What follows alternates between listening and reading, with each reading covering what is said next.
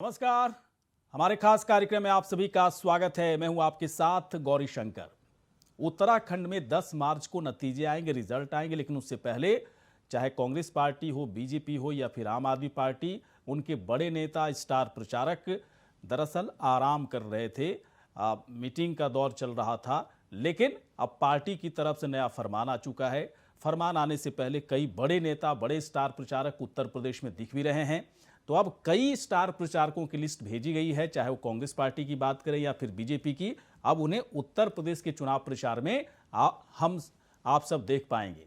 सवाल है कि उत्तराखंड के जो स्टार प्रचारक हैं, जो महारथी हैं, सियासी महारथी हैं, उनके आने से क्या उनकी पार्टियों को मजबूती मिलेगी?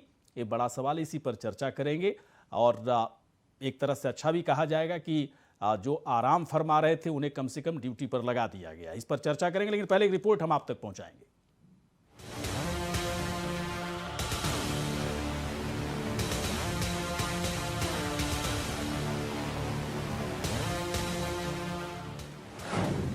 यूपी में उत्तराखंड के नेताओं का चुनाव प्रचार। कांग्रेस और बीजेपी के नेताओं का यूपी में जमावड़ा। आराम फरमा रहे नेताओं की लगी ड्यूटी। उत्तराखंड में बीजेपी कांग्रेस के बड़े नेताओं का यूपी जाने का सिलसिला शुरू हो चुका है, जिससे यूपी में भी अपने दल को चुनाव में मजबूती दे सके। बीजेपी और कांग्रेस दोनों ने अपने प्रचारकों की सूची पार्टी हाईकमान को भेज दी है, ताकि वक्त रहते यूपी में मतदाताओं को पार्टी के पक्ष में लामबंद कर सकें। उत्तराखंड कभी उत्तर प्रदेश का हिस्सा हुआ करता था, और उत्तर प्रदेश में अभी तक जितने भी मुख्यमंत्री हुए वो सब मूलतः उत्तराखंड के हुए, चाहे वो गोविंद बल्लभ पंत हो, चाहे हेमवती नंदन बहुगुणा हो, चाहे नरेंद्र तिवारी हो, और अब योगी आदित्यनाथ हो। तो ऐसे में उत्तर प्रदेश और उत्तराखंड का लगभग चोली दामन का साथ है, और उत्तराखंड कांग्रेस के नेता यदि वहां प्रचार प्रसार करने जाते हैं तो उसका एक व्यापक स्तर होगा, इसमें कोई संदेह नहीं किया जा सकता। जहां कांग्रेस की तरफ से पहले से ही हरीश रावत यूपी में मोर्चा संभाल रखे हैं, वहीं बीजेपी से मदन कौशिक को यूपी में बड़ी जिम्मेदारी दी गई है। साथ ही बीजेपी की तरफ से उत्तराखंड के वरिष्ठ नेताओं की एक सूची पार्टी हाईकमान को भेज दी गई है। उत्तर प्रदेश विधानसभा चुनाव में प्रचार के लिए उत्तराखंड से भी स्टार प्रचारक जा रहे हैं। इनमें हमारे मुख्यमंत्री माननीय श्री पुष्कर सिंह धामी जी, प्रदेश अध्यक्ष माननीय श्री मदन कौशिक जी शामिल हैं, और अन्य कई नेता व कार्यकर्ता भी उत्तर प्रदेश में अलग अलग स्थानों पर अपना योगदान दे रहे हैं। उत्तराखंड में तो विधानसभा चुनाव के दौरान ये सभी नेता अपने अपने विधानसभाओं तक ही सीमित नजर आए थे, लेकिन अब उत्तर प्रदेश में स्टार प्रचारक के रूप में कौन सी अहम भूमिका अदा कर पाएंगे, ये तो आने वाला वक्त ही बता पाएगा। अभय कैंतुरा, इंडिया वॉइस, देहरादून।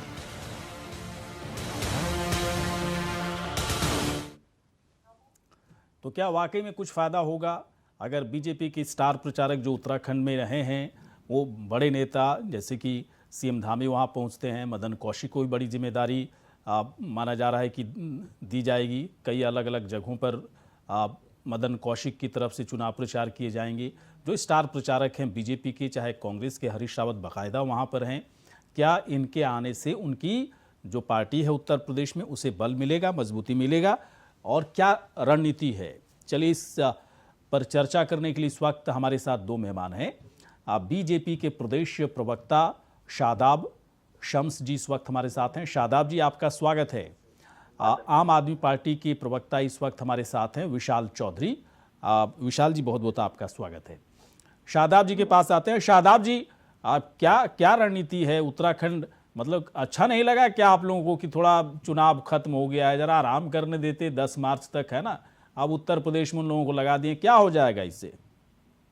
हम दुनिया का सबसे बड़ा संगठन ऐसे ही थोड़ी है, इसके लिए तो बहुत मेहनत करनी पड़ती है, और वो मेहनत लोग जो हमारे कार्यकर्ता करता है, हमारे नेता करते हैं, तभी हमारे नीचे के कार्यकर्ताओं को भी वो आदत आती है। जैसे देश के प्रधानमंत्री माननीय मोदी जी रात भर जागकर मेहनत करते हैं, सुबह कब सो जाते हैं लोग पता नहीं चलता, रात के 2-2, ढाई बजे तक बैठ के लेते हैं, सुबह 4 बजे फिर एकदम तैयार मिलते हैं। तो ये दिखाता है कि अगर आप कहते हैं तन समर्पित, मन समर्पित और ये जीवन समर्पित, समर्पण भाव केवल और केवल भारतीय जनता पार्टी के कार्यकर्ताओं में है। तो हमारे यहाँ तो हमने चैन से बैठना सीखा है कि हमारा लक्ष्य बड़ा है, हमारी सोच बड़ी है, हमने भारत को विश्व गुरु बनाना है, विश्व गुरु के पद पर स्थापित करना है पूरी दुनिया में। हमारी मेहनत भी पैदा होनी चाहिए, क्योंकि मैं ये मानता हूँ नगर नगर में उतरना कमाल होता है, नगर नगर में ठहरना कमाल होता है। बुलंदियों पर पहुंचना कोई कमाल नहीं, बुलंदियों पर ठहरना कमाल होता है। उस बुलंदियों पे हमें ठहरना है, उसके लिए हमारा कार्यकर्ता लगातार मेहनत करता है और वो मेहनत। लेकिन शादाब जी बताइए थोड़ा सा किन किन नेताओं की ड्यूटी लगाई जा रही है उत्तर प्रदेश में?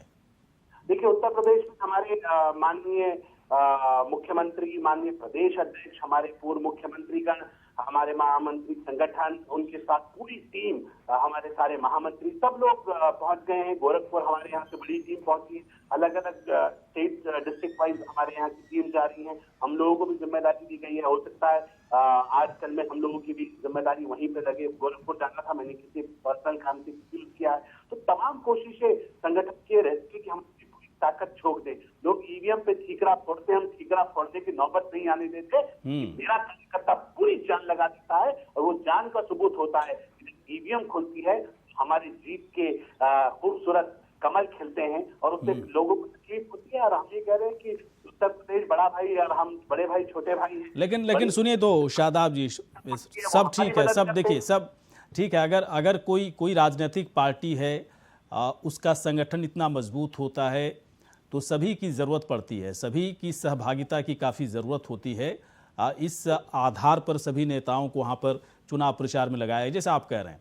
लेकिन विपक्ष हमेशा इस तरह का आरोप लगाता रहा है कि दरअसल बीजेपी की हालत ठीक नहीं है उत्तर प्रदेश में, इसलिए इतनी ताकत झोंकी जा रही है बीजेपी की तरफ से, तभी उत्तराखंड के नेताओं की भी अब ज़रूरत पड़ रही है उन लोगों को। अब उनका काम क्या है? वो केवल विरोध की राजनीति कर सकते हैं। अब उन लोगों को, उनके नेताओं को यहाँ कोई नहीं पूछ रहा है, गाँव वालों को वहाँ कोई नहीं पूछ रहा है। कांग्रेस को उनके जो सहयोगी हैं वो आज कहीं नहीं समझ रहे हैं। कांग्रेस अपने आप अपनी ढप्पी अपना नाक बजा रही है। उत्तर प्रदेश में कहीं स्टैंड नहीं हो रही, स्टैंड करती हुई कहीं नजर नहीं आ रही है। एक बहुत पिछलग्गू की पोजीशन में उत्तर प्रदेश में कांग्रेस है। और मैं ये कहता हूँ कि उत्तर प्रदेश में इन्होंने अपने कांग्रेस के तमाम नारों को नकारा है। कांग्रेस की प्रियंका गांधी ने कहा कि लड़की हूँ, लड़ सकती हूँ। वो गांधी परिवार की बेटी है तो लड़ सकती है, कोई किसी बड़े परिवार की बेटी है तो लड़ सकती है, कोई बड़े परिवार की बहू है तो लड़ सकती है। लेकिन क्या उत्तराखंड की सामान्य बेटी पे आपको भरोसा नहीं था? बना देते ना कोई सीएम का चेहरा, कहते हैं बेटी को लड़ सकती हूँ, लेकिन गांधी परिवार की बेटी है तो ही लड़ सकती है। ये बता दिया कि आज भी कांग्रेस के डीएनए परिवारवाद घूमता है। भारतीय जनता पार्टी की तरफ थोड़ी कोई सामान्य कार्यकर्ता पोस्टर लगाने वाला आपका गृह मंत्री बन जाए, चाय बेचने वाला प्रधानमंत्री बन जाए, ये वो सोच भी नहीं सकते, क्योंकि वहाँ परिवारवाद है, यहाँ राष्ट्रवाद है। जो काम करेगा, कर्मवादी नेता होगा, वो भारतीय जनता पार्टी में शीर्ष तक पहुंचेगा। आज जो पोस्टर लगा रहा है उसे भी यकीन है कि कल को मैं इस देश का प्रधानमंत्री बन सकता हूँ। ये मेरी पार्टी, मेरे संगठन की विचारधारा है और हम ये मानते हैं कि हम बहुत ईमानदारी के साथ काम कर रहे हैं। कांग्रेस का बचा जो थोड़ा बहुत बचा है, वैसे कुछ बचा नहीं है। उत्तर प्रदेश और उत्तराखंड में दोनों जगह टुकड़ा साफ होना तय है। चलिए बिल्कुल, चलिए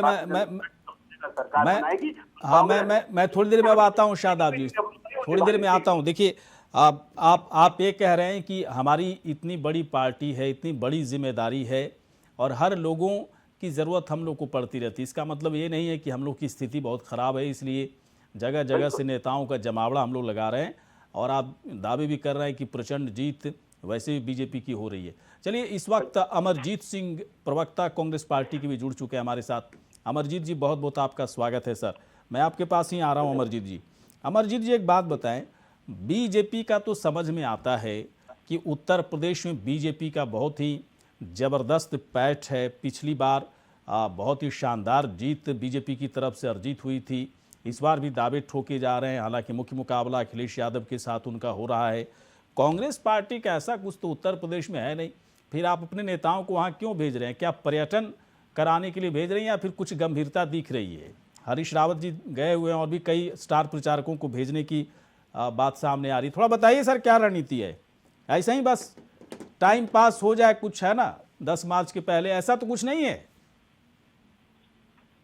गौरी शंकर जी, अभी आपने बात करी और हमारे शादा भाई बता रहे थे कि इनको बहुत बड़ा उत्तर प्रदेश उत्तराखंड में जिस प्रकार से जो मैंडेट मिला उसके इन्होंने ना तो उत्तराखंड में काम किया, ना ही उत्तर प्रदेश में काम किया। जिस प्रकार से महिलाओं का तुष्टिकरण हुआ और जाति धर्म के नाम पे भारतीय जनता पार्टी तुष्टिकरण की राजनीति है, उस राजनीति से अब वहां की जनता पूरी तरह से अक गई है। ऐसे ही उत्तराखंड में भी हुआ है और यही जो है कमोवेश उत्तर प्रदेश में भी है। उत्तर प्रदेश में देखिए कोरोना काल के दौरान किस प्रकार से लाशें नदियों में बहती रही, लोगों को इलाज नहीं मिला।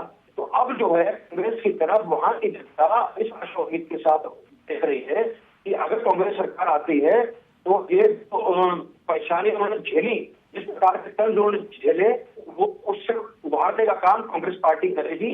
और आप देखिए किस प्रकार से प्रियंका गांधी जी लगातार उत्तर प्रदेश में काम कर रही है। तो वहां पर जो कांग्रेस का ग्राफ किसी समय पे शून्य हो गया था, आज वहां पे पूर्ण रूप से संगठन बड़ा मजबूती से खड़ा हुआ है। और लोग भी आशा उम्मीद करते हैं कि ये जो पर्यटन की बात आपने, कांग्रेस पर्यटन करने अन्य जगह जो पर्यटन करने जा रहे हैं, जो भी काम हुए, मैं निश्चित रूप से आपसे कहना चाहूंगा कांग्रेस पार्टी ही एक ऐसी पार्टी थी जो उत्तर प्रदेश हो, उत्तराखंड हो, उसके अलावा पूरे देश में कोरोना काल में कांग्रेस दिखा।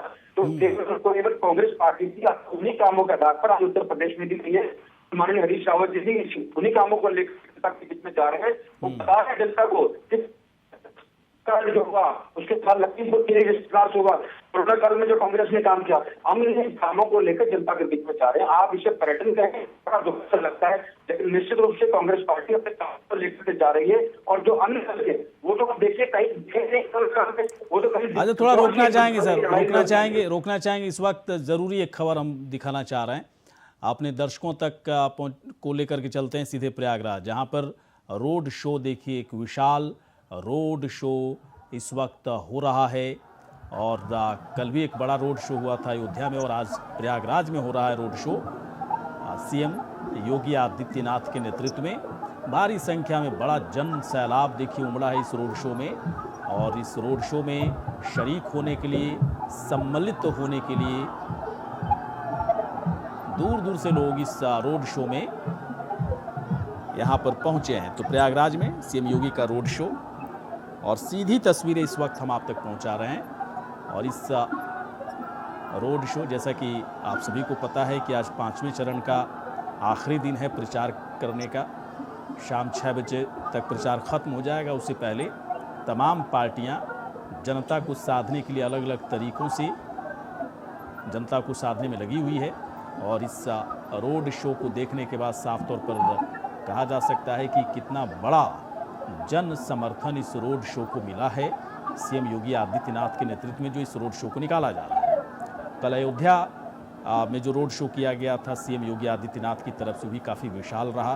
भारी संख्या में बड़ा जन सैलाब उमड़ा था अयोध्या में योगी आदित्यनाथ के रोड शो में। और आज उसी तरह की तस्वीर प्रयागराज में देखने को मिल रही है, जहां पर देखिए इस रोड शो को देखने के लिए, इसमें शरीक होने के लिए, इसमें इस रोड शो के साथ चलने के लिए भारी संख्या में लोग यहाँ पर जुटे हैं। भारी संख्या में लोगों का जमावड़ा हुआ है।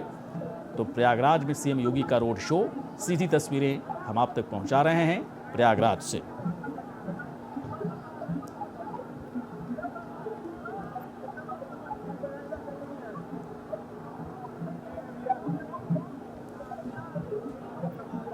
तो 5वें चरण का चुनाव प्रचार आज शाम 6 बजे खत्म हो जाएगा। और उससे पहले तमाम राजनीतिक पार्टियां, तमाम सियासी पार्टियां जनता को साधने के लिए, जनता को अपने पक्ष में करने के लिए, गोलबंद करने की पूरी तरह से कवायद में है। और अलग अलग जगहों पर इस वक्त योगी आदित्यनाथ का रोड शो चल रहा है। अयोध्या में कल बड़ा रोड शो हुआ था, भारी संख्या में बड़ा जन सैलाब उमड़ा था योगी आदित्यनाथ के रोड शो में। और प्रयागराज में भी देखिए भीड़, लोगों की संख्या, जन सैलाब जो उमड़ा है, जमावड़ा जो लोगों का लगा है इस रोड शो के साथ जो लोग चल रहे हैं। साफ तौर पर इन तस्वीरों को देखकर कहा जा सकता है कि इस रोड शो में शरीक होने के लिए, इस रोड शो के साथ खुद को जोड़ने के लिए भारी संख्या में बीजेपी के कार्यकर्ता, साथ ही साथ आम जनता इस रोड शो के साथ चलते हुए नजर आ रहे हैं। 5वें चरण का चुनाव प्रचार आज खत्म हो जाएगा। 61 सीटों पर मतदान होना है 27 तारीख को। और उससे पहले तमाम राजनीतिक पार्टियां जनता को अपने पक्ष में करने के लिए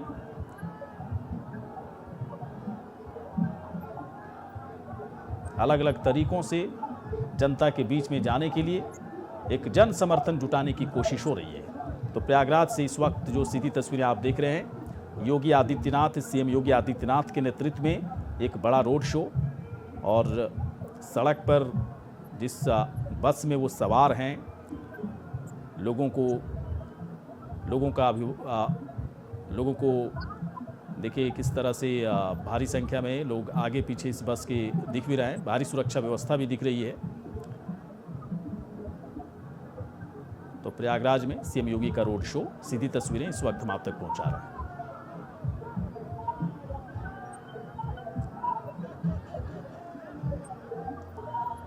तो अलग अलग जगहों पर योगी आदित्यनाथ का रोड शो चल रहा है।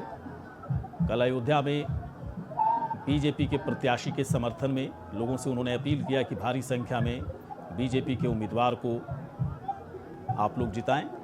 जनता से उन्होंने अपील की। यहाँ भी रोड शो अभी तो चल रहा है, बड़ा काफिला है, भारी संख्या में लोग इस रोड शो में आए हैं और एक जगह ठहर कर यहाँ से भी लोगों को अपील वो ज़रूर करेंगे कि प्रयागराज से अलग अलग प्रयागराज की जो सीटें हैं जहाँ जहाँ से बीजेपी के प्रत्याशी खड़े हैं, उन सभी प्रत्याशियों को भारी मतों से जिताने की अपील योगी आदित्यनाथ की तरफ से किया जाएगा।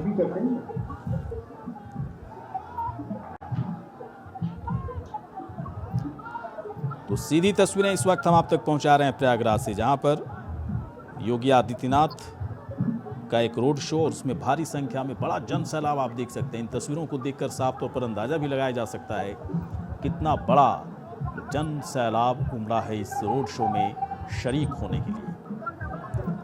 और हजारों की संख्या में इस रोड शो के साथ लोग आगे बढ़ते हुए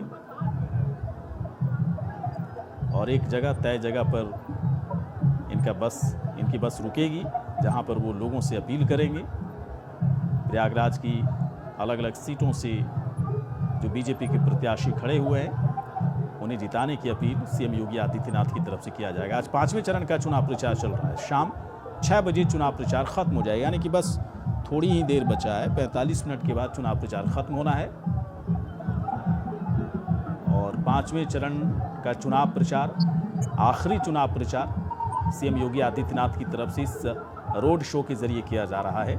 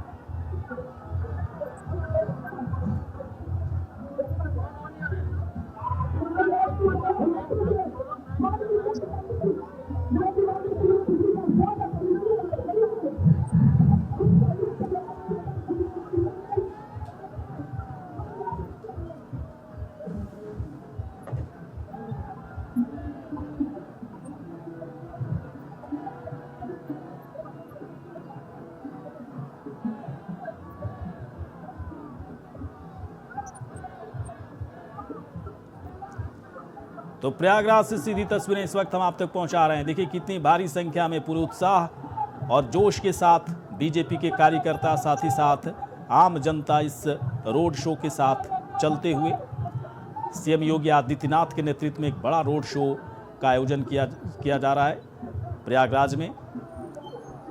तो प्रयागराज की 12 सीटों पर बीजेपी के जो प्रत्याशी हैं यहाँ पर खड़े, उनके लिए बाकायदा यहाँ से अपील की जाएगी भारी मतों से जीत दिलाने के लिए।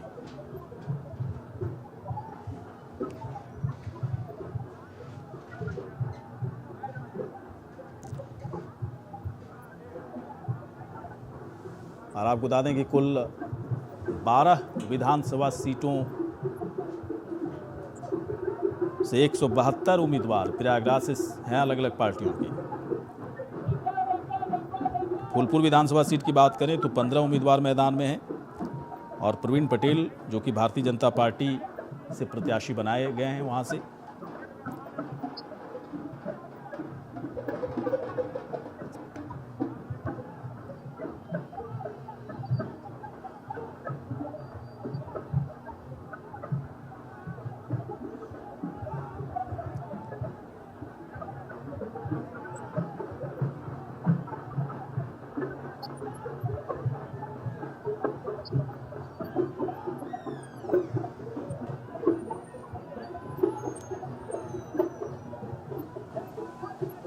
तो एक बड़ा road show CM Yogi Adityanath के नेतृत्व में, और इस रोड शो के साथ भारी संख्या में बड़ा जन सैलाब उमड़ा है योगी आदित्यनाथ के इस रोड शो में शरीक होने के लिए।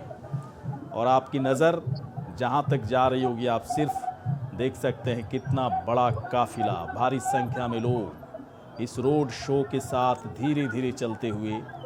और कल भी इसी तरह की तस्वीर अयोध्या में उमड़ी थी और उन तस्वीरों को देखकर भी साफ तौर पर अंदाज़ा लगाया जा रहा था कि लाखों की संख्या में road show, CM Yogi Adityanath के रोड शो में अयोध्या में भी लोग उमड़े थे।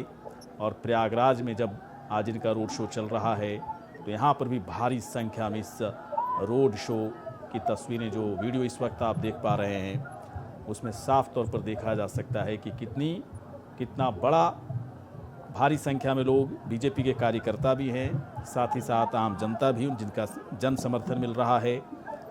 भारी सुरक्षा व्यवस्था के बीच सीएम योगी आदित्यनाथ का रोड शो धीरे धीरे आगे बढ़ते हुए। प्रयागराज से सीधी तस्वीरें इस वक्त हम आप तक पहुंचा रहे हैं।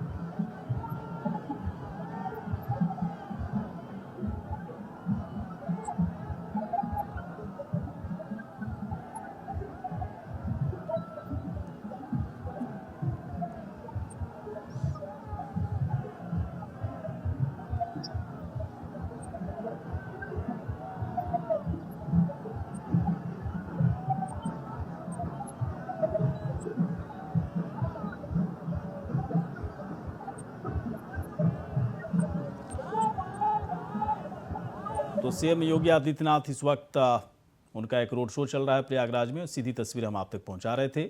हम लोग बातचीत कर रहे थे कि उत्तराखंड के अलग अलग पार्टियों के नेता दरअसल उत्तर प्रदेश में उन्हें लगाया गया है, काम पर लगाया गया है, और सभी लोगों का यही कहना है कि उनके जाने से उनकी पार्टी को मजबूती मिलेगी। समय कम रह गया, विशाल चौधरी बहुत देर से इंतजार कर रहे थे। विशाल जी, एक बात बताइए, आप लोग क्या कर रहे हैं? आप लोग के नेता इस वक्त उत्तराखंड में ही हैं या फिर उन्हें अलग अलग जगहों पर ड्यूटी लगाया गया? अब अलग अलग जगह तो बचा भी नहीं, बस उत्तर प्रदेश ही बचा हुआ है, मणिपुर भी है। बताइए विशाल जी। देखिए, आम आदमी पार्टी भारत की राजनीति में एक नया राजनीतिक दल है, आप सभी जानते हैं। और दिल्ली आम आदमी पार्टी का केंद्र बिंदु रहा है।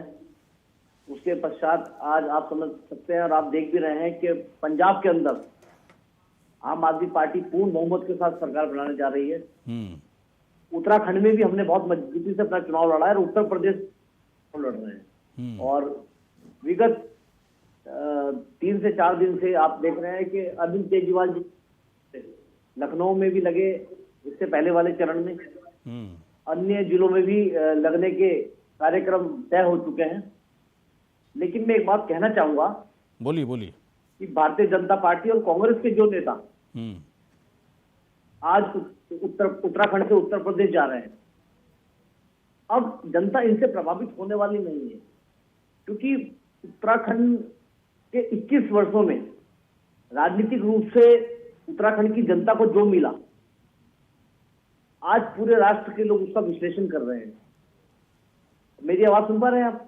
जी जी, आ रही, सुन रहे हैं सर, बहुत ध्यान से सुन रहे हैं, बोलते रहिए आप। जी जी जी। तो अब राजनीति का जो आधार है बदल चुका है। पहले लोग हेलीकॉप्टर देख के ग्रामीण क्षेत्रों में इकट्ठा हो जाते थे, या किसी सेलिब्रिटी को अगर कभी कहीं भेजा जाता था तो उसके आधार पे भीड़ जुटा दी जाती थी। लेकिन आज प्रत्येक राज्य का नागरिक विश्लेषण करता है, समीक्षा करता है। यदि कोई दूसरे राज्य का नेता उनके राज्य में आके वोट की अपील करता है, किसी राजनीतिक दल के एजेंडा पर बात करता है, तो वो समीक्षा करता है कि आप जिस राज्य से आए हैं, आपने अपने राज्य में क्या किया है। जिस प्रकार में एक उदाहरण देना चाहूंगा, जब उत्तराखंड के दौरे पर दिग्विजय सिंह वो उत्तराखंड के दौरे पर जब हमारा मध्य प्रदेश के मुख्यमंत्री आए, तो उन्होंने यहाँ के स्कूलों को स्मार्ट स्कूल बनाने की बात कही।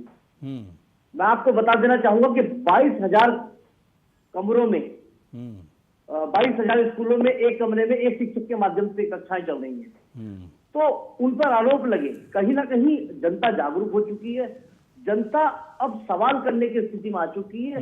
अब लोग सोसेबाजी की राजनीति नहीं पसंद करते, जनता मुद्दों के आधार पर बात करती है। भाई जिन राज्यों से आप लोग तो आए आपको हो, लगता है विशाल, आप- एक मिनट, आपको लगता है आपने विशाल, अपने ठीक है कार्यकाल में क्या विशाल, किया? समझ गए, आपको लगता है विशाल कि आप लोग जिन मुद्दों पर बातचीत कर रहे हैं उत्तराखंड में, या जहां जहां भी जाके बात करेंगे, सभी लोग बहुत आसानी से मान लेंगे, और आप जिस तरह की राजनीति कर रहे हैं वो कांग्रेस और बीजेपी से बिल्कुल अलग राजनीति है।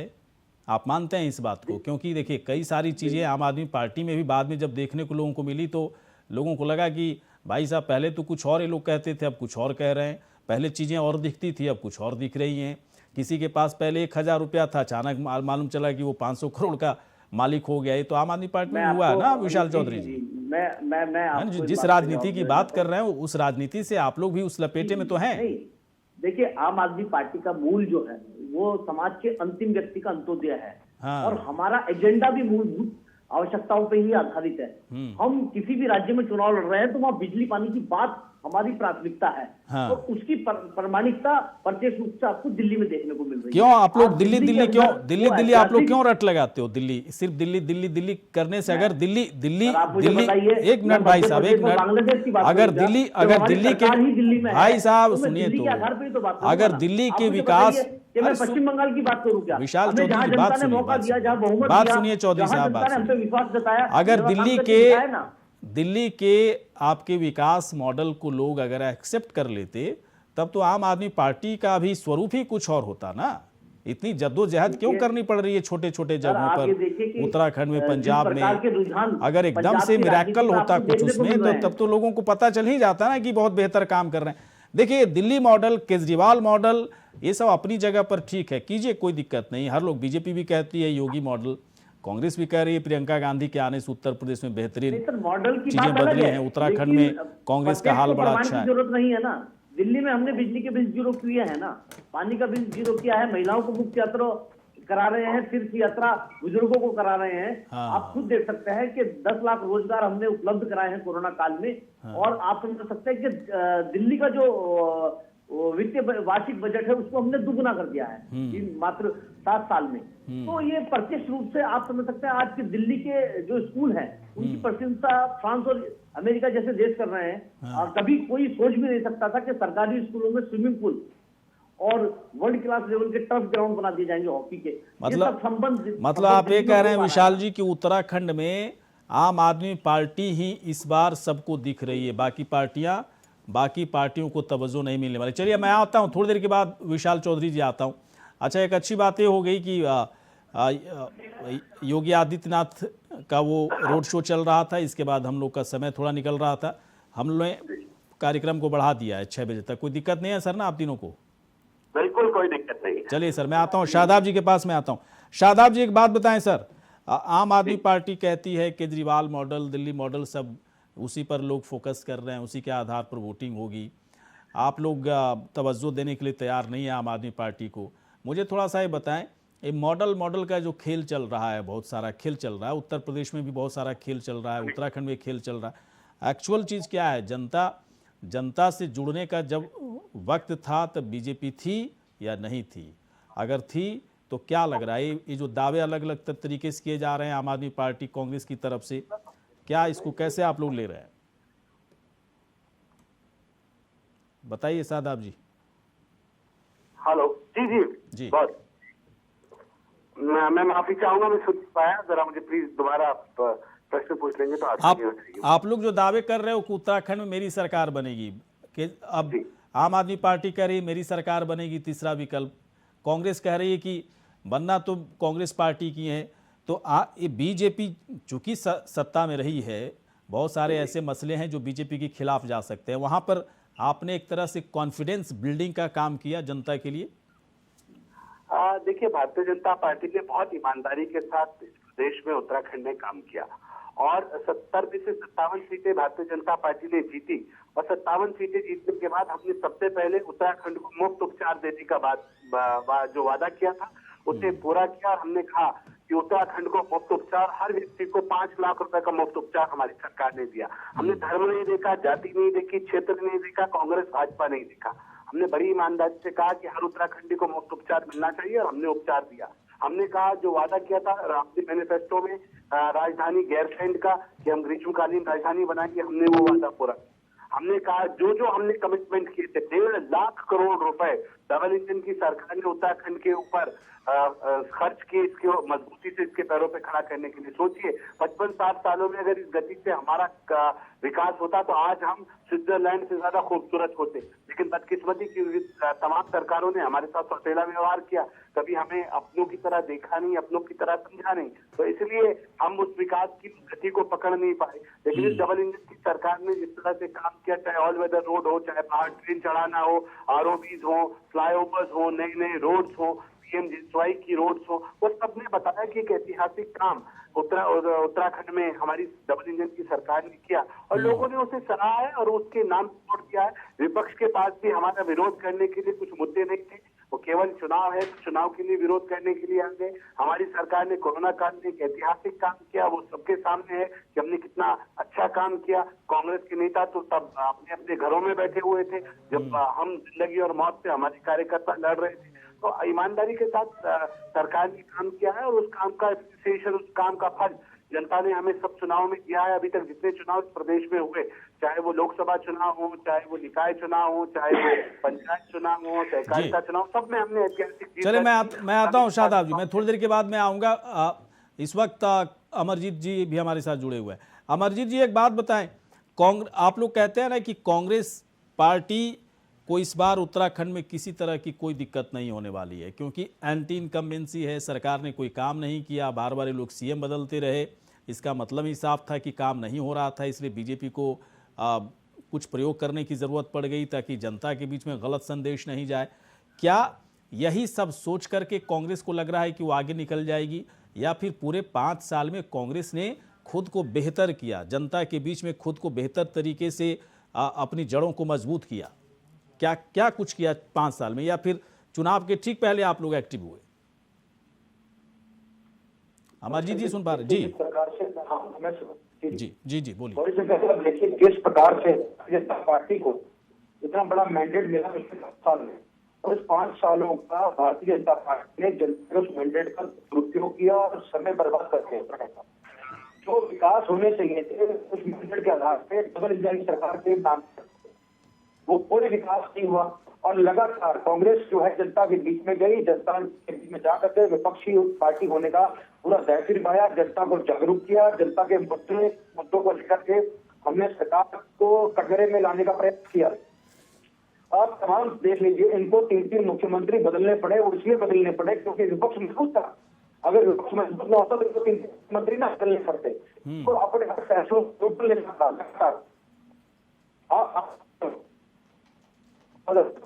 जी आपकी आवाज थोड़ी सी कट के आ रही है अमरजीत जी, थोड़ी देर के बाद मैं आऊँ आपके पास, थोड़ी देर के बाद मैं आता हूँ। हाँ, आप थोड़ी ऑडियो की दिक्कत लग रहा है, आप इधर से सही करा लेता हूँ, अगर उधर से है तो आप भी थोड़ा सा देख लीजिए। हाँ, मैं समझ ही नहीं पा रहा हूँ क्या बोल रहे हैं आप। विशाल चौधरी के पास आते हैं। विशाल चौधरी, ठीक है, लंबी फहरिस्त है कि दिल्ली में हम लोगों ने बेहतर काम किया, इसका फायदा उत्तराखंड में मिलेगा, लेकिन क्या गारंटी है विशाल चौधरी जी कि आप लोग कह रहे हैं कि उत्तराखंड में बेहतर काम की तो माफ़ कीजिएगा, दिल्ली में बेहतर काम की तो उत्तराखंड में इसी तरह से काम करेंगे, इसकी क्या गारंटी है कि उत्तराखंड के लोग दिल्ली वाले काम को पर भरोसा कर लें और फिर आपको वोट कर दें? एक बात तो ये होगी। दूसरी बात ये हो गई कि आप लोग क्या अति उत्साहित नहीं लग रहे हैं उत्तराखंड में जिस तरह से राजनीति कर रहे हैं, क्योंकि वहाँ की ज़रूरतें अलग टाइप की है, अलग अलग जगहों की अलग अलग ज़रूरतें होती हैं, हर जगह एक ही फार्मूला नहीं लागू कर दिया जाता। विशाल चौधरी जी, सबसे पहले तो मैं आपको बता देना चाहता हूँ कि उत्तराखंड की जनता दिल्ली के मॉडल से क्यों विश्वास करती है, उसका एक बहुत महत्वपूर्ण आधार और एक कारण है। 40 लाख उत्तराखंडी दिल्ली में वास करते हैं और इस चुनाव से पूर्व में भी दिल्ली में रहने वाले लोगों ने उत्तराखंड के लोगों से चर्चा की, अपने रिश्तेदारों से, सीमांत गांव में जो लोग रह रहे हैं उनसे, अपने परिचितों से बात करी कि भाई उत्तराखंड में पहली बार एक राजनीतिक दल चुनाव लड़ने आ रहा है, आम आदमी पार्टी, और दिल्ली में हम लोग प्रत्यक्ष रूप से आम आदमी पार्टी के द्वारा शिक्षा के, स्वास्थ्य के क्षेत्र में किए गए जो ऐतिहासिक कार्य हैं उनको देख रहे हैं और उनका लाभ ले रहे हैं। कहीं ना कहीं ये चुनाव जनता ने स्वयं लोगों को जागरूक किया और दिल्ली के केजरीवाल सरकार के कार्यों से जनता को रूबरू कराया। तो जनता उन सभी विषयों को देखते हुए आम आदमी पार्टी पे निश्चित रूप से विश्वास कर रही है। और मैं आपको बता देना चाहता हूं कि आम आदमी पार्टी ने 6 गारंटियां उत्तराखंड की राजनीति में दी थी। हम लोगों ने वादे नहीं किए, हमने गारंटी दी है और हमने घर घर जाके जो हमारे कैंपेन चले हैं, हमने उसमें चाहे महिलाओं को 1000 रुपए देने की बात कही हो, या हमने उत्तराखंड के बुजुर्गों को तीर्थ यात्रा कराने की बात कही हो, या हमने 1 लाख रोजगार उपलब्ध कराने की बात कही हो, तो सब में हमने गारंटी कार्ड उपलब्ध कराया। और उन गारंटी कार्ड में हमने एक रजिस्ट्रेशन नंबर हमने क्रिएट करा कि भाई आप लोगों के पास ये एक पंजीकरण हम लोग आपका कर रहे हैं और अधिकृत रूप से आपको ये नंबर हम दे रहे हैं। सरकार बनने के बाद यदि ये सुविधाएं आपको नहीं देते तो अगली बार आम आदमी पार्टी को आप लोग वोट मत देना।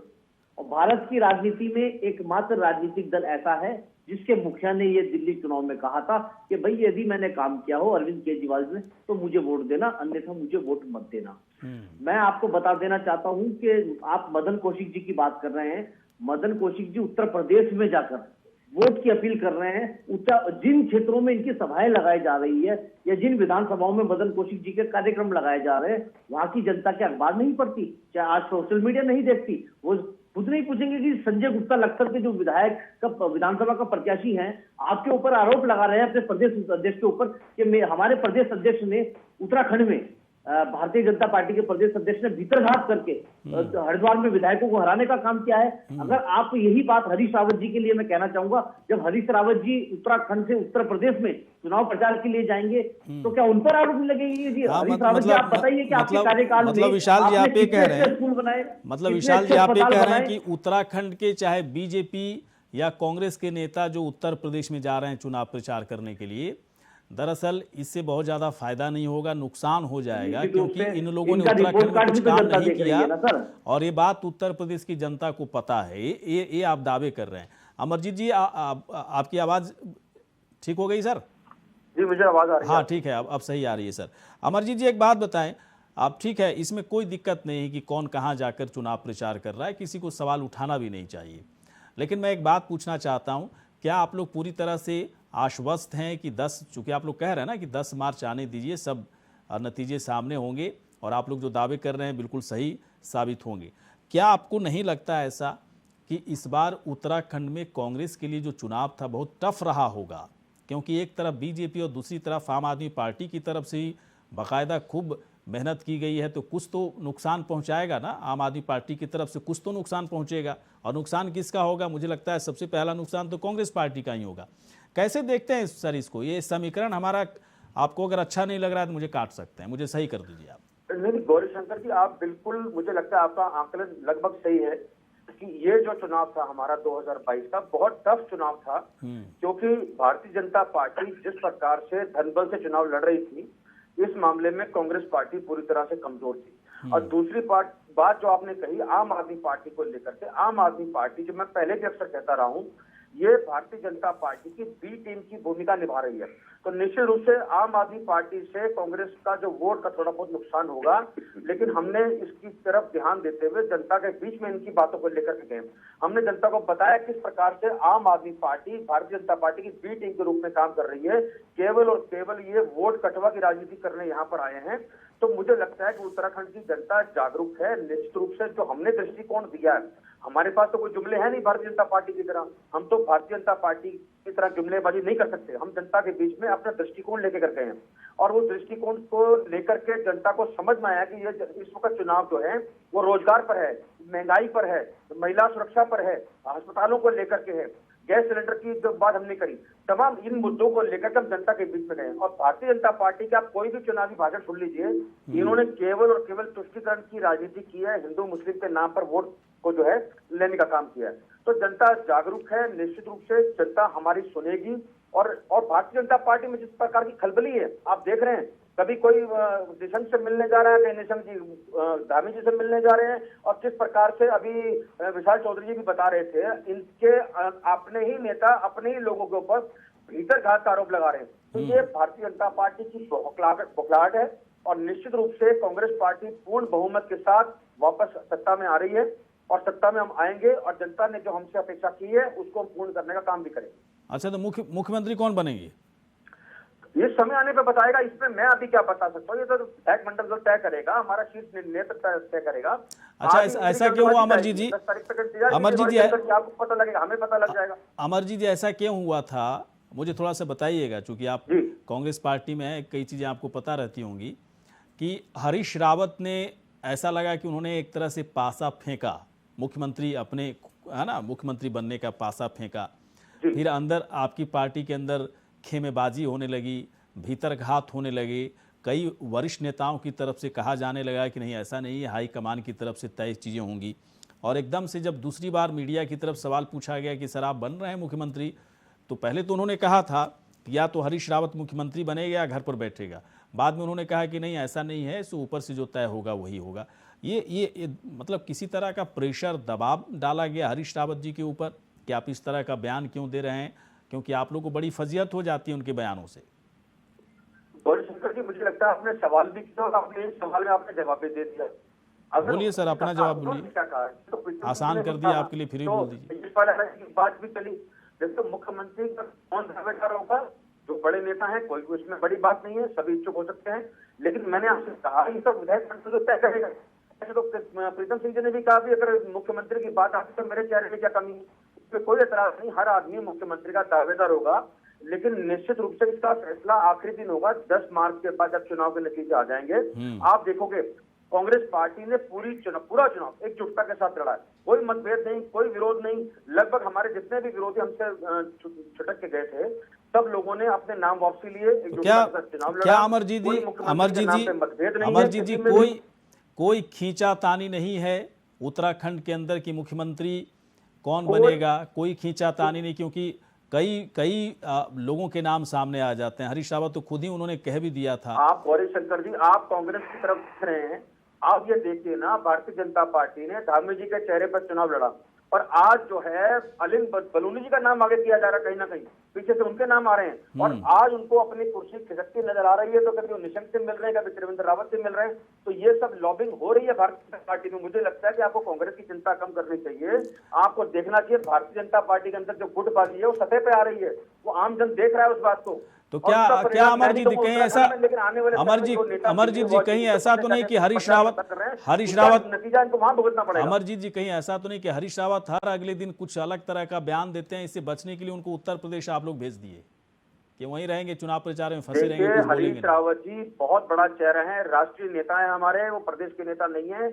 उनकी जरूरत हर तरफ है, उनकी जरूरत पंजाब में भी रही, उनकी जरूरत जो है आज चलिए मैं आ रहा हूँ, शादाब जी के पास में आ रहा हूँ। चलिए ठीक है, शादाब जी एक बात बताइए, क्या उत्तराखंड के नेताओं से अगर जो प्रचारक आपके हैं उत्तर प्रदेश जाते हैं, तो क्या इस बात को मान लिया जाए कि उत्तराखंड में अभी चूंकि बहुत शांति छाई हुई है, 10 मार्च तक शांति छाई रहेगी, इसलिए यहाँ के नेताओं को, खासतौर पर वरिष्ठ नेताओं को काम में लगा दिया जाए, क्योंकि कई सारी बयानबाजियाँ हो रही हैं और कई सारे कयास लगाए लगाए जाते रहें, इससे बचने के लिए भी पार्टी ने इस तरह का फैसला लिया?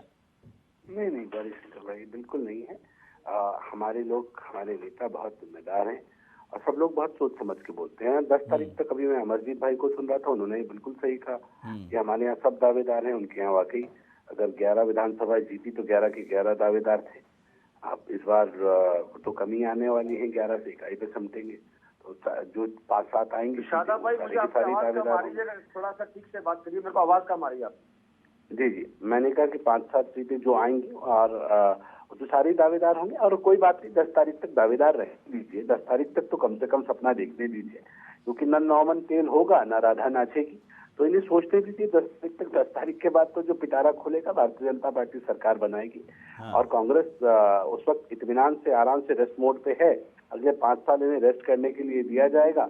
अब विचारों से काम करने की आदत नहीं है, तो मुझे लगता है कि वो जनता भी समझती है इस बात को, इसलिए 5 साल और रेस्ट के दिए जाएंगे कि आप आराम कीजिए, काम करने के लिए भारतीय जनता पार्टी और उसकी कार्यकर्ता हैं। दूसरा, मैं कम से कम इतना जरूर कहूंगा कि आज आम आदमी पार्टी के नेता एक बात कर रहे थे, उनसे जरा ये पूछ लीजिएगा कि जो वादे उन्होंने यहाँ लॉलीपॉप बांटा, ये कैसी दिल्ली वाले तो ठगा हुआ महसूस कर रहे हैं अपने आप को। उन्होंने कहा हम 5,000 रुपए पेंशन देंगे, बेरोजगारी भत्ता देंगे। भाई दिल्ली वालों को क्यों नहीं दे रहे हो, जिन लोगों ने मुख्यमंत्री बनाया?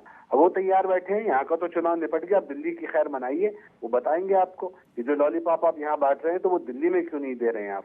और चिंता मत कीजिए, हम केवल और केवल इतना कहेंगे, जो ये विरोध की बात कर रहे थे कि फला नेता ये कह रहा है, जरा कुमार विश्वास क्या कह रहे हैं, उनके विश्वास पे खड़े उतर जाइए। योगेंद्र यादव क्या कह रहे हैं, प्रशांत भूषण क्या कह रहे हैं, अन्ना हजारे क्या कह रहे हैं। ऐसा कोई सगा नहीं जिसे आपने ठगा नहीं। कम से कम जो आपको ठग बता रहे हैं उन्हीं को जवाब दे दीजिए, हमारी बात का तो आप पे कोई असर होता नहीं है। तो हम इतना जरूर कहेंगे कि पहले अपने गिरेबान में झांक लीजिए। चुनाव हो चुका है, उत्तराखंड की जनता आपकी पहले भी 2 बार जमानती इस उत्तराखंड में जब्त करा चुकी है, इस बार तीसरी बार भी जमानत जब्त कराएगी। आपका कहीं खाता नहीं खुलने वाला है, चुनाव हो चुके हैं। और इसलिए समझा रहा हूं कि अब चुनाव के बाद जब परिणाम आएंगे तो ज्यादा जोर का झटका जो धीरे से आपको लगने वाला है वो यही है कि इस बार भी आपका खाता खुलने नहीं जा रहा है। विशाल चौधरी जी, तो ये पूरा स्कैन कर लिए शादाब जी आपको, और आपके पास बताइए, आपके पास क्या बिजली पानी ये 2 मुद्दों के अलावा उत्तराखंड में कुछ है और कुछ, मतलब कैसे करेंगे आप लोग? मतलब मुझे ऐसा लग रहा है कभी कभी ना कि आप लोग अति उत्साहित हो, अति उत्साह में बड़े बड़े बयान दे रहे हो। मैं 10 मार्च का इंतजार कर रहा हूँ। वैसे मैं चाहता हूँ कि जो भी यहाँ पे बयान दिए जा रहे हैं शादाब जी के जरिए, अमरजीत जी के जरिए, आपके जरिए, हर लोग अपने बयान पर सही साबित हो जाए। मैं क्यों चाहूँगा कोई गलत साबित हो जाए। अब थोड़ा सा बताइए विशाल जी, मुझे थोड़ा सा जानना है आपसे, क्या आपकी पार्टी के अंदर भीतरघात नहीं है क्या? जो संस्थापक सदस्य थे वो पार्टी से आज बाहर हैं, आप लोगों को गालियां देने का काम कर रहे हैं, तरह तरह के आरोप लगा रहे हैं। और कुछ लोग तो ऐसे आरोप लगा रहे हैं कि जनता थोड़ी देर के लिए तो सोच में पड़ जाएगी ना कि आखिरकार कुमार विश्वास जैसे इमेज के लोग किसी के बारे में क्यों झूठ बोलेंगे।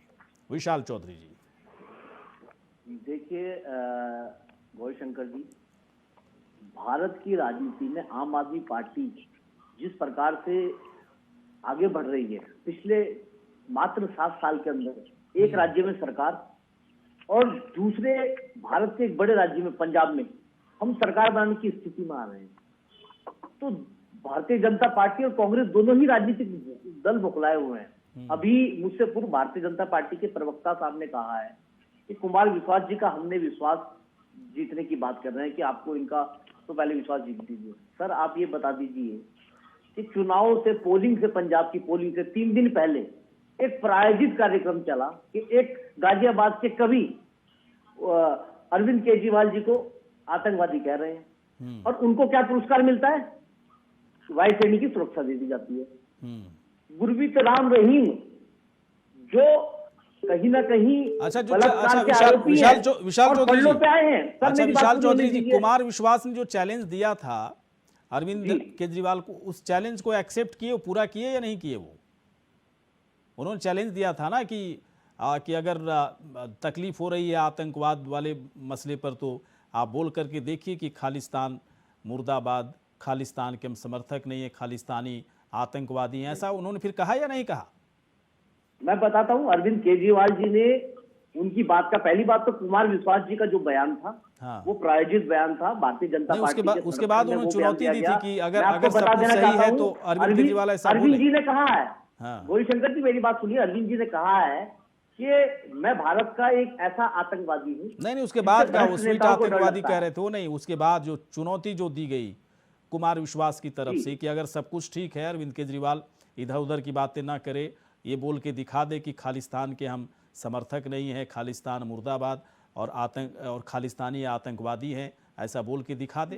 जी, तो बोले थे नहीं बोले थे अरविंद के, मुझे याद नहीं है अरविंद सही से क्या। केजरीवाल जी ने स्वयं ये बात कही है, मैं भगत सिंह का अनुयायी हूँ, बाबा अंबेडकर जी का समर्थक हूँ। जी जी जी। दूसरी बात मैं आपको बता देना चाहता खालिस्तान हूं, के बारे में कुछ अरविंद नहीं कहा। केजरीवाल जी ने कहा है कि यदि कुमार विश्वास जी से पूछकर शादाब जी, इस पर मैं भारतीय जनता पार्टी, आपका कमेंट चाह रहा हूँ। शादाब जी, मेरी पूरी बात होने दीजिए गौरीशंकर जी। अगर कुमार विश्वास जी से पूछकर भारतीय जनता पार्टी भारत के राजनेताओं पर आतंकवाद का आरोप लगा रही है, आतंकवादी उनको घोषित कर रही है, तो ईडी, रॉ, सीबीआई इन संस्थाओं को ताला लगा दीजिए ना भाई। उनसे पूछ लो जाके बार-बार कि कुमार विश्वास जी से जी आतंकवादी नहीं, कौन बड़ा है, वो बड़ा बता देंगे। अच्छा ठीक है, वो बता मैं देंगे अमरजीत आपको जी के कौन पास आ रहा हूँ। आतंकवादी है। शादाब जी से मेरी बात नहीं हो रही। वो बता देंगे आपको जाके अमरजीत जी, कि व्यक्ति आतंकवादी है। अमरजीत तो जी, ईडी, रॉ को बंद कर क्या दीजिए। अब आते हैं भाई साहब, भारतीय आते हैं भाई साहब, आते हैं। देखिए अमरजीत जी, एक बात बताएं, अगर कोई आरोप लग रहा है किसी के ऊपर और वो कह रहा है कि अगर आप सब कुछ ठीक है तो बोल करके दिखाइए, क्या अरविंद केजरीवाल को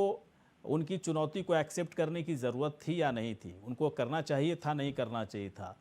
क्या जो आरोप लगाया गया था उस आरोप पर उन्हें बहुत क्लियर कट बातें कहनी चाहिए थी, नहीं कहनी चाहिए थी?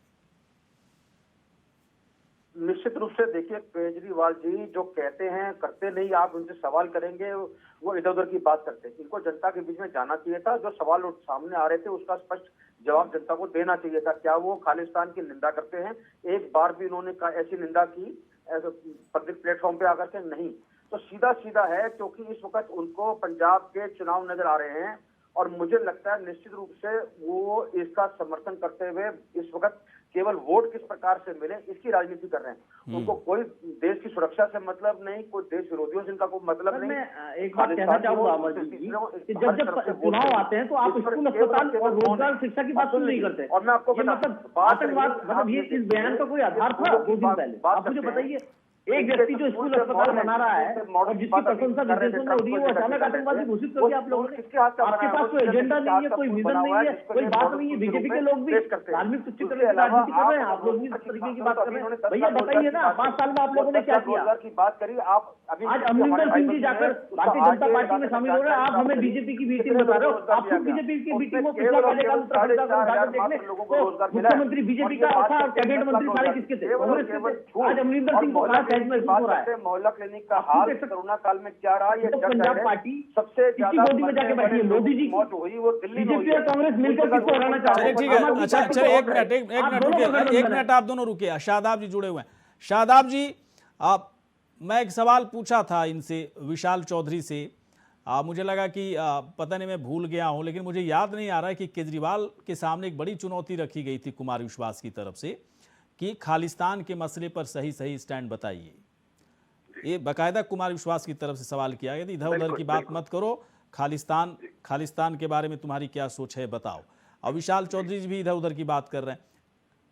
सर हमने तो बता दिया, हम तो ऐसे नहीं है, सच बोलने का अच्छे स्कूल और अस्पताल बनाते हैं। जो भारत में पहला राजनीतिक दल है, सादा भाई नहीं बता सकते किस दिशा में जा रहा है और किस तरह का खुलासा कुमार और पंजाब की राजनीति में तो सादा भाई आपका कोई आधार ही नहीं है। अगर अरविंद केजरीवाल उस पे देश के हित में आप चुनाव की गठबंधन करके लड़ रहे हैं, आपको तो पूरे प्रत्याशी नहीं मिल रहे हैं पंजाब में 117। आप चुनाव लड़ने की बात कर रहे हैं, जिस राजनीतिक दल को 117 प्रत्याशी नहीं मिल रहे वो आम आदमी पार्टी से। सुनिए ना विशाल भाई, आप नाराज मत होइए ना, हम थोड़ी भाई मैं तो बोल रहा हूँ, आप लोगों की केंद्र में सरकार है, 117 लोग आपको मिले नहीं। केजरीवाल इस बार अकाली भी आपके साथ नहीं, आप मीडिया के सामने मेरे प्रश्नों का उत्तर दे, हम थोड़ी बोल रहे हैं। आपको अमरिंदर सिंह को नेता बनाना पड़ा है सर। अच्छा विशाल जी एक बात बताइए, समय खत्म हो गया है। विशाल जी एक बात बताइए, ये खालिस्तान, जैसे खालिस्तान की जो करतूत थी है ना, पूरा हिंदुस्तान, पूरी दुनिया जानता है कि वो लोग आतंकी गतिविधियों में उन लोगों की संलिप्तता रही है, अभी भी बैन है उनके ऊपर और कई आतंकियों को ढूंढा जा रहा है। आपका आपका जरा बताइए, अपना पर्सनल बताइए, छोड़िए अरविंद केजरीवाल जी को, आप बताइए विशाल चौधरी जी, खालिस्तान की एक्टिविटी की आप निंदा करते हैं? देखिए, नहीं, एकदम सीधा जवाब दीजिए, सीधा जवाब। मैं स्पष्ट जवाब दे रहा हूँ कि राष्ट्र विरोधी जो भी ताकतें हैं, नहीं, हम खालिस्तान उनका बोलिए ना आप, विरोध करते हैं। खालिस्तान नाम बोल करके मुझे बताइए। जी नहीं, खालिस्तान समर्थक भी यदि भाई साहब। भारत की अखंडता पे कहीं ना कहीं पे भाई चोट पहुंचाते हैं, तो हम निश्चित रूप भाई से साहब, हम विरोध करते हैं, हम विरोध करते हैं। नहीं, हम बोल रहे हैं ना इस बात को कि खालिस्तान समर्थक अगर भारत की गलत अखंडता बात पर है, गलत बात है विशाल चौधरी जी, गलत बात है, गलत बात है। आप आप मेरी राजनीतिक बात पार्टी सुनिए। चला रहे हैं आप लोग, और आतंकी राष्ट्र विरोधी ताकतों में तो सब आतंकी सब आ गए संगठन ना। के बारे में आप लोग खुल करके बात नहीं कर रहे हो, गलत बात है ना? ये तो इन्हें अपना उनका क्यों नहीं बोल रहे हैं? हम बात बोल है। रहे हैं जो राष्ट्र विरोधी ताकतें हैं, आप लोग किस तरह की राजनीति कर रहे हैं विशाल चौधरी मतलब जी? नहीं है, देश की गलत बात है राजनीति से कोई मतलब नहीं है। खालिस्तान के बारे में पढ़िए थोड़ा सा, इसके बाद आपने मुझे लग रहा है कि मैं कुमार विश्वास की बात भी हटा दिया, मैं तो अपनी बात भी कर रहा हूँ। आप विशाल चौधरी का क्या स्टैंड है? विशाल चौधरी खालिस्तान की करतूतों का समर्थक है? ये सवाल मेरा है विशाल चौधरी से। जी बता, पूछिए आप समर्थक हैं खालिस्तान की? जो खालिस्तानी आतंकी की जो एक्टिविटीज है, जो उसकी करतूत है, उसका समर्थन करते हैं आप? नहीं, ये तो साथ बिठा के चाय पूर्ण कॉफी रूप पिलाने से- वाले लोग हैं। ये तो हम साबित हो पूर्ण गया रूप है से कि कहाँ समर्थन कर रहे हैं, विरोध करने का खालिस्तानी दावा है। आतंकवादियों का विरोध करते हैं। और मैं आपको बता देना यस चाहता और नो हूँ, में तो आंसर था इसका विशाल चौधरी, यस आप और नो समझ में सकते आंसर हैं कि कि नहीं, भारत में मैं क्यों BJP समर्थन करूंगा? चलिए कोई नहीं सर, अगर इस तरह की बात है तो मैं अफसोस जता रहा हूँ, इसे बाहर निकलिए आप लोग। बहुत गलत बात है, बहुत ही गलत बात है, मैं आपत्ति करता हूँ।